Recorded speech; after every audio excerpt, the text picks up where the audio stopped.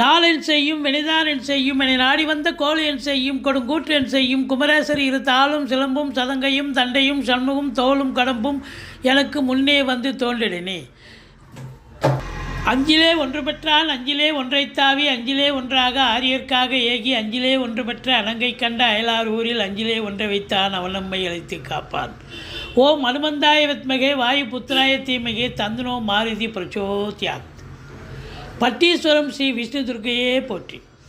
உலகெங்கிலும் வாழ்ந்து கொண்டிருக்கும் ஸ்ரீராம் ஆஸ்ட்ரோ யூடியூப் சேனல் நேயர்களுக்கு டாக்டர் சைதை ராஜாவின் அன்பான வணக்கங்கள். நாம் இப்பொழுது இந்த எபிசோடில் வார ராசி பலன்கள் மே 11 முதல் மே 17 வரைக்கும் உள்ளடக்கிய நாட்களுக்கு கிரகங்கள் எப்பேற்பட்ட பலனை வழங்கப் போகிறது என்பதை ஒவ்வொரு ராசியாக பார்க்கலாம் வாங்க. இந்த மே 12ஆம் தேதி பௌர்ணமி திதி வருகிறது. இதுவரைக்கும் எங்கள் சேனலை பார்த்து கொண்டிருக்கும் அன்பர்கள் சப்ஸ்கிரைப் செய்யாதவர்கள் சப்ஸ்கிரைப் செய்து கொள்ளும்படி கேட்டுக்கொள்கிறோம். ரைட் சைடில் சப்ஸ்கிரைப் இருக்கும், பெல் பட்டன் இருக்கும், ரெண்டுத்தையும் ப்ரெஸ் பண்ணிங்கன்னா அடுத்த நொடியே எங்களுடைய வீடியோ உங்களை நோக்கி வர துவங்கிவிடும். வாங்க ராசிக்குள் செல்லலாம். சிம்ம ராசி அன்பர்களுக்கு வணக்கம். சிம்ம ராசி காலபுருஷனுக்கு 5வது ராசி, மகம் பூரம் உத்தரம் முதல் பாதம் உள்ளடக்கியது. இந்த சிம்ம ராசியினுடைய அதிபதி சூரிய பகவான் மேஷத்தில் 3 நாட்களும் 4 நாட்களும் ரிஷபத்தில் 3 நாட்களும் சஞ்சாரம் செஞ்சு பலனை தருகிறார். நல்ல இடத்துல தான் இருக்கார், ஒன்றும் குறை கிடையாது. ராசிநாதன் சூப்பராக இயங்குகிறார், சஞ்சாரம் செய்கிறார். ஆதலால் உங்களுக்கு கௌரவம், புகழ், அந்தஸ்து, செல்வம், செல்வாக்கு, தன்னம்பிக்கை ஏற்படக்கூடிய காலமே. இந்த வார மற்ற கிரகங்கள் எப்படி இருக்கின்றன? குரு பகவான் உங்களுக்கு 11ஆம் இடத்தில் இருக்கிறார், சூப்பர். 3க்கும் 10க்கும் ஆதிபத்தியம் பெற்ற சுக்கிர பகவான் மீனத்தில் உச்ச நிலையில் இருக்கிறார். அதெல்லாம் குரு பார்வை கோடி நன்மை. குரு 3ஆம் இடம், 5ஆம் இடம், 7ஆம் இடத்தை குரு பார்க்க போகிறார். இப்படி கிரகங்களுடைய நிலைகள், சஞ்சார நிலைகள் மிக சிறப்பாக இருப்பதால் இந்த சிம்ம ராசியில் பிறந்த அன்பர்களுக்கு இந்த வாரம் சூப்பராக இருக்கும் அப்படின்னு கண்டிப்பாக உத்தரவாதம் சொல்லலாம். என்னங்க எங்களுக்கு அஷ்டமத்து சனி போயிட்டுருக்கு, நீங்கள் சூப்பராக இருக்கும்னு சொல்கிறீங்களே அப்படின்னு சொல்லலாம். சனி பகவான் ஒருவரை தவிர மற்ற கிரகங்கள் அற்புதமான சஞ்சாரம்னு சொல்லணும். அப்போது சனி பகவான் அவருடைய வேலையை அவர் பங்கு அவர் செய்வார். சங்கடம் தீர்க்கும் சனி பகவானே மங்களம் பொங்க மனமை தருள்வாய் சச்சரவின்றி சனீஸ்வர தேவே இச்சகம் வாழ்க இன்னருள் தாத்தா. இந்த சுலோகத்தை சொல்லுங்கள். சனிக்கிழமை தோறும் எள்ளெண்ணெய் தீபம் இட்டு வாருங்கள். ஓரளவுக்கு எந்த ஒரு அசிங்கமோ அவமானமோ ஏற்பட்டு விடாது. நீங்கள் எதுலேயும் நம்பர் 1 இருக்கக்கூடியவர்கள், மற்றவர்களுடைய விவகாரத்தில் தலையிடுவீங்க. மற்றவங்களுக்கு போய் உதவி புரிவதில் உங்களுக்கு நிகர் நீங்கள் தான். அப்படி இந்த காலகட்டம் அஷ்டமத்து சனி போய் கொண்டு இருக்கிற காலகட்டத்தில் நீங்கள் உண்டு, உங்கள் வேலை உண்டுன்னு இருந்துக்குங்க. மற்றவங்களுக்கு ஹெல்ப் பண்ணுறேன் இல்லை யாராவது கூப்பிட்டாங்கன்னா போய் ஹெல்ப் பண்ணணும்னு போகாதீங்க. அது உங்கள் கால விரயம், நேர விரயம், பண விரயம், ஏன் அசிங்கம் அவமானம், இதெல்லாம் தாண்டி அசிங்க அவமானத்தை வாங்கிட்டு வரக்கூடிய நிலை ஏற்பட்டுவிடும். அதனால் மிகுந்த விழிப்புணர்ச்சியோடு இருங்கள். மற்றபடி உங்களுக்கு இந்த சனி பகவான் பார்வை என்பது 10ஆம் இடத்தை பார்க்கிறது. ஆனாலும் கூட 10ஆம் இடத்து அதிபதி உச்ச நிலையில் இருக்கிறார். தொழிலில் சிறப்பான ஒரு சூழல், சிறப்பான ஒரு அம்சம் என்று சொல்லலாம். ஆனாலும் 10ஆம் இடத்தை சனி பார்ப்பதால் இந்த சிம்ம ராசியில் பிறந்த அன்பர்கள் இந்த வாரம் அதிகப்படியான உழைப்பு தேவைப்படுகிறது. மேலாமணிக்காக வேலை பார்க்க முடியாது. 8 ஹவர் டியூட்டினா 10 ஹவர் வேலை பார்க்கணும். அப்படி பக்கத்து சீட்டில் இருக்கிறவன் எழுந்து போயிட்டுருப்பான், நீங்கள் இன்னும் உட்காந்து வேலை பார்க்க வேண்டிய சூழல் ஏற்படும். அதனால் ரொம்ப ரொம்ப மனதை திடப்படுத்தி கொண்டு டென்ஷன் ஆகாமல் உற்சாகத்தோடு வேலை பார்க்குறதுக்கு பழகி கொள்ளுங்கள். ஏன்னா நம்ம பக்கத்து சீட்டில் போயிட்டானா நீங்கள் டென்ஷன் ஆகிடுவீங்களே, அதுதானே. ஆனால் அதிகப்படியான உழைப்பு தேவைப்படுகிறது. யார் ஒருவனுக்கு 10ஆம் இடத்தை சனி பார்த்தால் மேலாமணிக்காக வேலை பார்க்க முடியாது. ஹார்ட் ஒர்க்கு, சின்சியர், 8 ஹவர் டியூட்டின்னா 10 ஹவர் இன்னும் 12 ஹவர் கூட வேலை பார்க்க வேண்டிய சூழல் இருக்கும். அப்போ கூட வேலை முடிஞ்சதால வேலை முடியலன்னு சொல்லக்கூடிய நிலை வரும். அதிகாரிகளுடைய டார்ச்சர், சக ஊழியர்களுடைய நிலை, இதெல்லாம் கொஞ்சம் எச்சரிக்கையை கொண்டு நீங்கள் கருத்தில் கொண்டு வேலை பாருங்கள். இருந்த போதிலும் உங்களுக்கு ராசியில் கேது இருக்கிறது, 7ல் ராகு இருக்கார்.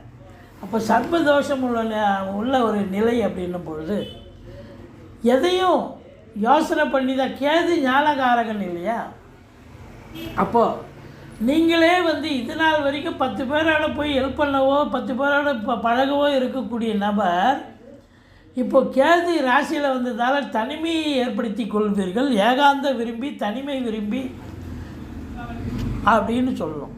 இல்லை இப்போ ஒரு 50 வயசுக்கு மேலே இருக்கிறவங்களுக்கு ஞான மார்க்கத்தில், அதாவது ஆன்மீகத்தில் நாட்டம் அதிகம் இருக்கக்கூடிய ஒரு காலம்.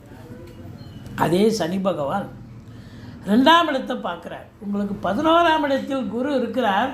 10க்குடைய சுக்கிரன் நல்ல நிலையில் இருக்கார். 10ஆம் இடத்தை சனி பார்த்தாலும் அதிகப்படியான உழைப்பு இருக்கிறது. அப்போ இன்புட் இருந்தால் அவுட்புட் கிடைக்கத்தானே கிடைக்கும். நல்ல லாபம் இருக்கத்தானே செய்யும் சொந்த தொழிலில். அதையும் தாண்டி 11ல் தனக்காரங்களான குருவே அமர்ந்திருக்கிறார் அப்படின்னும் பொழுது பொருளாதாரத்தில் அளவு கடந்த சுபிட்சம், இரட்டிப்பு வருமானம், இரட்டிப்பு சந்தோஷத்தை எதிர்பார்க்கக்கூடிய தருணமாக இருந்த போதிலும் இந்த சனி பகவான் 2ஆம் இடத்தை பார்ப்பதால் கொடுக்கல் வாங்கல் செய்ய வேண்டாம். பேசுவதில் எச்சரிக்கை தேவை. அலுவலகமாகட்டும், வீடாகட்டும், இல்லை நண்பர்கள், உறவினர்கள், யார்கிட்டையும் சரி, நீங்கள் பேசுவதில் எச்சரிக்கை தேவை. ஏன்னா மற்ற குடும்ப உறுப்பினர்கள் அவங்க பங்குக்கு சண்டை போடுவாங்க, அவங்க பங்குக்கு இழுப்பாங்க, பிரச்சனை பெருசாகும். நீங்கள் விட்டு கொடுத்து போனீங்கன்னு சொன்னால் ஓரளவுக்கு கட்டுப்படுத்தி ஓரளவுக்கு சண்டை சச்சரவு இல்லாமல் போக பார்த்துக்கலாம். மற்றபடி வாக்கினை தொழிலாக கொண்டு செயல்படக்கூடிய இந்த சிம்ம ராசியில் பிறந்த அன்பர்கள் இந்த வாரம் மிகுந்த எச்சரிக்கையோடு தாங்க இருக்கணும். பேசுவதில் எச்சரிக்கை தேவை, உஷார் இருக்கணும். ஒரு சொல் கொல்லும், தெரியாமலாம் பெரியவங்க சொல்லியிருக்காங்க, எச்சரிக்கையோடு இருங்க. 3ஆம் இடத்தை குரு பார்க்குறார். இளைய சகோதர சகோதரிகளால் நன்மைகள் ஏற்படும். குறுகிய தூரத்து பயணத்தால் நன்மைகள் இருக்கும்.